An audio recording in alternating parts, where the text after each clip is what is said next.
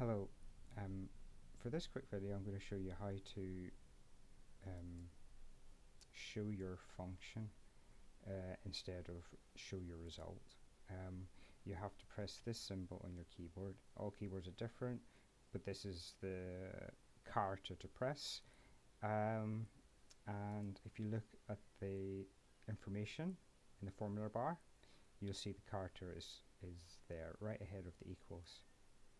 Now, if I show you as an example, if I try to do equals and then I don't know, write a word equals Tuesday, um, it thinks it's a function, which is why it turns into this name. It thinks it's a word or something like that. So if I type in the character, it will present the information how I would like it to look. So yeah, so that's how you stop Excel thinking you're writing a function every time you use the equals.